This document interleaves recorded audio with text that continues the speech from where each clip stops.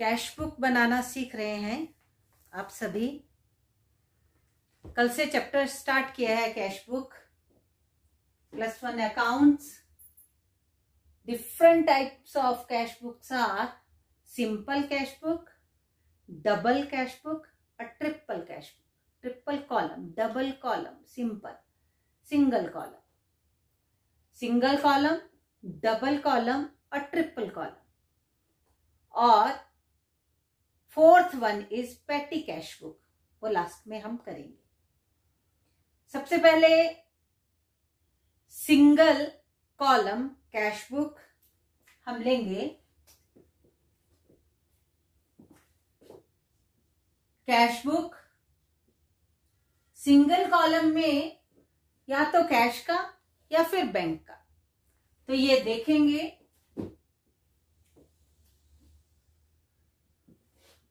T shaped single column amount पर ledger folio, particular और date का column. Date, particular, ledger folio और amount. Date, particular, ledger folio, amount. Same on the other side. Date, particular, ledger folio and amount.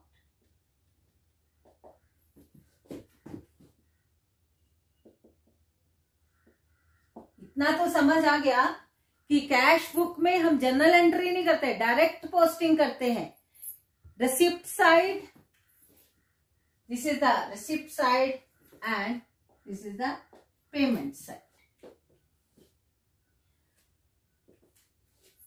Practical problems पे ही जाते हैं। इसे illustration तुम देख भी लोगे। प्रैक्टिकल असाइनमेंट्स जो है उसमें देखते हैं। फर्स्ट क्वेश्चन देखते हैं। हम दो ही question simple column, single column के करेंगे, फिर डबल कॉलम पे जाएंगे। विद डिस्काउंट या कैश और बैंक, या बैंक और डिस्काउंट, या कैश और डिस्काउंट। तीन तरह के कैश डिस्काउंट डबल कॉलम में, कैश डिस्काउंट, बैंक डिस्काउंट या फिर कैश और बैंक कॉलम। और ट्रिपल कॉलम में कैश, बैंक और डिस्काउंट तीनों इकट्ठे रहते, चाहे डिस्काउंट अलाउड चाहे डिस्काउंट रिसीव्ड। फर्स्ट क्वेश्चन पे जाते हैं। आपको ट्रांजेक्शन जो है उसको आइडेंटिफाई करना आता है। आपको इतना पता लगता होगा कि ये रिसिप्ट साइड में आएगा या पेमेंट साइड में आएगा। यहाँ कैश आ रहा है या जा रहा है, ये देखेंगे। For January 2010 started business with cash. तो बिजनेस में कैश आया, cash account debit to capital, बिना जर्नल एंट्री के भी रिसिप्ट साइड में to capital. Amount 10,000। Second, 5th January को परचेज्ड ऑफिस फर्नीचर। जब भी हम कुछ परचेज करते हैं या पेमेंट करते हैं, एक्सपेंसेस को मीट आउट करते हैं, तो हम पेमेंट करते हैं। यहाँ पे फर्नीचर खरीदा, तो 5th जनवरी को खरीदा, फर्नीचर खरीदा, तो यहां बाय किसके लिए पेमेंट की? By furniture. By furniture amount 2000। Third है purchased goods. Goods purchased for cash. Cash कुछ भी नहीं लिखा है तो फॉर कैश, ये ऑन क्रेडिट नहीं है, कैश परचेजेस है। तो ये डेट है 8th जनवरी। गुड्स जब परचेज की तो किसके लिए कैश किया? By purchase. By purchase amount 5000। Next 12th को कैश सेल्स, माल बेचा, नगद में बेचा। तो कैश जब भी हम बेचते हैं तो कैश आता है, खरीदते हैं तो जाता है। और डेट है 12th जनवरी 2010 टू सेल और अमाउंट 28,000। नेक्स्ट 18th को paid interest payment 18th January 2010 by interest amount 500। Next paid cartage date 20th January 2010 by cartage paid for cartage 20 rupees। Next paid miscellaneous expenses payment है 22nd को by miscellaneous MISC, बस इतना लिखे miscellaneous expenses कितने 60 rupees। Next withdraw for personal use, अपने personal use के लिए पैसा निकाला तो बाहर गया और 23rd जनवरी को हुआ ये। बाय किसके लिए निकाला? By drawing. वैसे क्या एंट्री है? Drawing account debit to cash, drawing account debit to cash, cash goes out, cash को क्रेडिट किया है तो क्रेडिट साइड में पोस्टिंग होगी बाय ड्रॉइंग। अगर अकाउंट बन रहा होता तो ऐसे करना बाय ड्रॉइंग। तो यहाँ पे तो सीधा आपको समझ है कि रिसिप्ट साइड है पेमेंट। ड्रॉइंग जब तो पैसा गया है तो कितना 100 सॉरी। नेक्स्ट है 28th को लोन टेकन फ्रॉम गुलाटी से लोन लिया, cash comes in 28th January 2010 to loan from Gulati कितना 5,000। and last transaction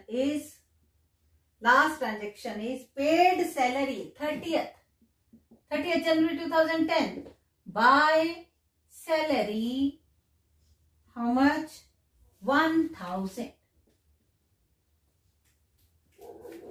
यहां आपको 23,000 10, 18 और 23 और यहां पे 7 और कुछ मिला के 7, 8, 9 तक, 9 भी नहीं पूरा होगा।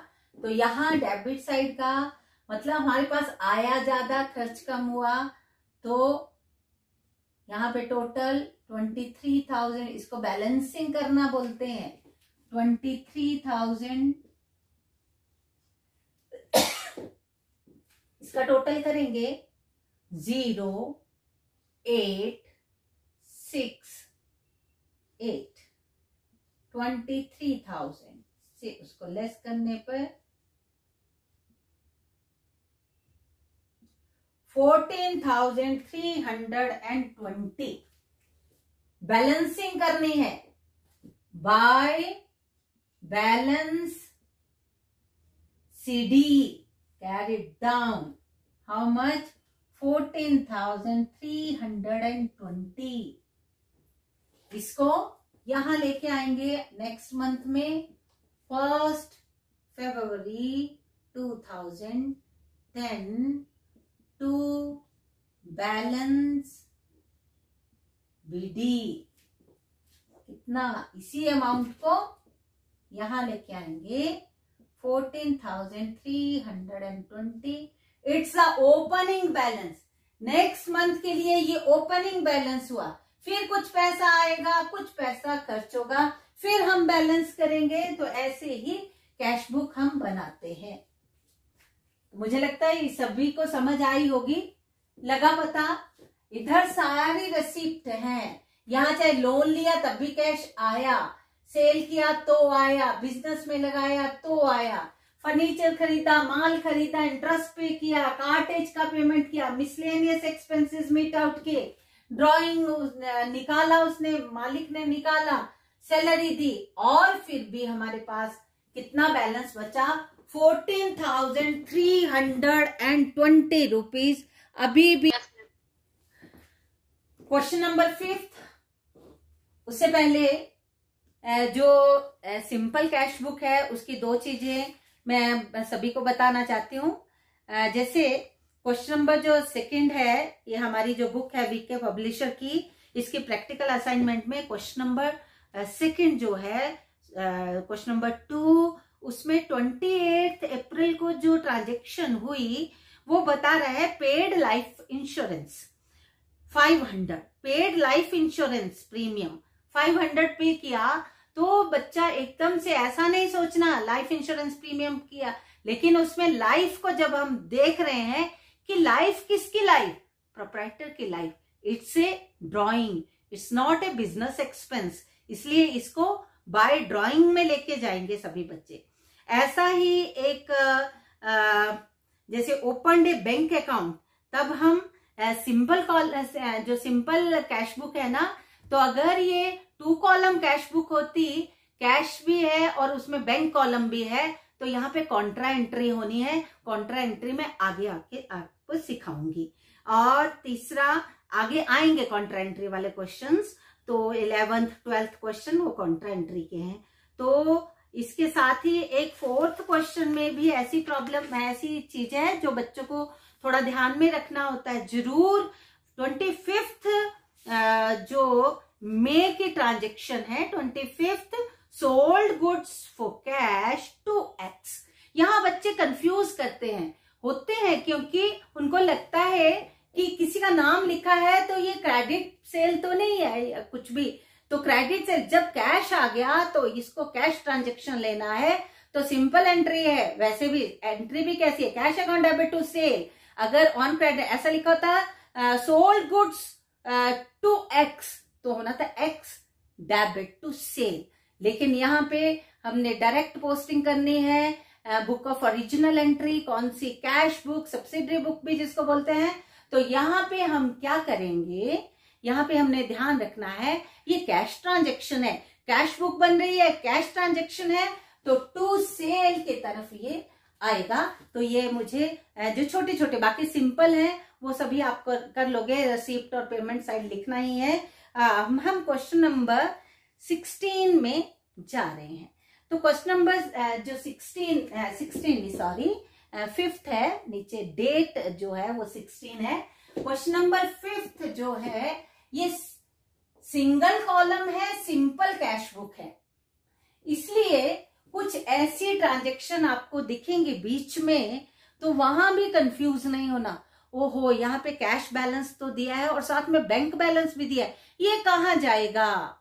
ये क्वेश्चन आपके मन में, आपके दिमाग में राइज होगा कि कैश बैलेंस तो है लेकिन बैंक बैलेंस भी है। अगर 2 कॉलम होती कैश बुक होती, 2 column double column cash book होती, तो हमने यहाँ कैश के साथ, ये कैश कॉलम है ना, इधर simple column, simple cash book है, तो यहाँ पे डबल 2 कॉलम बन जाते, एक कैश का एक बैंक का। तो लेकिन यहाँ पे सिंगल कॉलम है, सिंपल कैश बुक है, तो यहाँ पे हमने बैंक का ओपनिंग जो बैलेंस है उसको इग्नोर करना है। तो कैश का बैलेंस है 16th, डेट क्या है 16th July 2010 to balance BD, amount है 257 rupees, 257 rupees. Next bank balance है, तो हमने उसको इग्नोर कर देना है क्योंकि ये सिंगल कॉलम कैश बुक है। और 16th को ही cash withdrawn from bank, cash withdrawn from bank किसके लिए? ऑफिस के लिए विड्रॉ किया उसने बैंक से पैसा निकाला, तो who is the giver? Bank is the giver. तो एंट्री अगर इसकी जनरल एंट्री करनी हो तो क्या बनेगी? Cash account debit to bank, तो यहाँ पे टू बैंक 16th को ही है टू बैंक। ये ऑफिस यूज के लिए निकला है, नॉट फॉर पर्सनल यूज, तो to bank 1000। Third, paid for goods purchase purchase less trade discount of ₹30। जो गुड्स परचेज की उस पे ट्रेड डिस्काउंट 30 रुपीज का लगा, तो वो 470 की परचेज हुई। तो बाय परचेज 470। ट्रेड डिस्काउंट को नहीं लेते हैं, उसकी एंट्री नहीं होती है, उसको छोड़ देना है। Next, goods sold for cash. Goods sold for cash, date है इसकी 19th, ये थी 17th जुलाई, ये 19th जुलाई 2010 टू सेल, ये है कितने के 670। नेक्स्ट, हाँ उसमें भी ट्रेड डिस्काउंट है, तो हमने उसको इग्नोर करना है, क्योंकि ट्रेड डिस्काउंट की कभी भी एंट्री नहीं होती, वो रेट से सीधे लेस हो जाता है। नेक्स्ट, मतलब ये 700 की गुड्स थी, वो 670 की उसने सेल कर दी। नेक्स्ट क्या है, 22nd को cash received from Yashpal to whom goods were sold for on 2010, तो 880 का और डिस्काउंट अलाउड, लेकिन कैश डिस्काउंट ये सिंगल कॉलम है, तो डिस्काउंट का कॉलम भी नहीं है। अगर डिस्काउंट का कॉलम बनाते तो ये डबल कॉलम कैश बुक बन जानी, तो डिस्काउंट को भी अभी हम इग्नोर करेंगे। तो ये कैश सेल हुई थी, उसका पैसा आया, वो आया है 880। 22nd जुलाई 2010 टू सेल नहीं, किससे आया, सॉरी, यशपाल से आया। तो यशपाल किससे आया, तो Yashpal 880।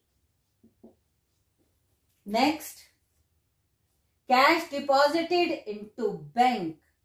Cash deposited into bank 1200। Cash goes out, payment हुई by bank 1200। Next, goods sold to Mr. D.P. Bajaj, who promised to pay on 30th August 2010, लेकिन उसने पे किया नहीं, इसलिए there will be no entry for this transaction, क्योंकि उसको माल बेचा, उसने बोला मैं 30th अगस्त को पे करूंगा, लेकिन अभी पे नहीं किया, तो कैश बुक में उसकी एंट्री पोस्टिंग नहीं होगी। Next, paid for postage 29th July, bank ऊपर वाले की क्या एंट्री थी, डेट थी 23rd, 29th को पोस्टेज के लिए पे किया by postage. Amount is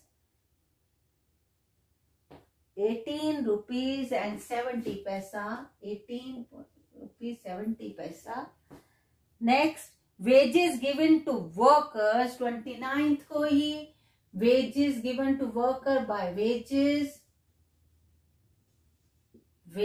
paid 300। Next, cash paid for personal use, cash use for personal use 30th July by drawing कितना है, अमाउंट इज 105। टोटल करते हैं, ये साइड बड़ी दिख ही रही है, 57.0572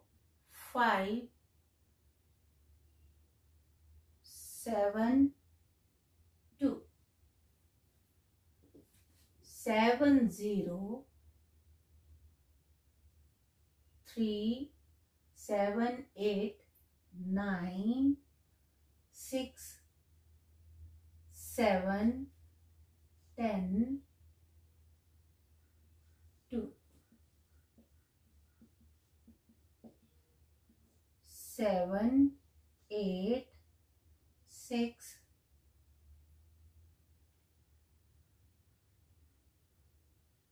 5, 6, 656 $2,700.87 पैसा, 2,750.57 पैसा। 31st July by balance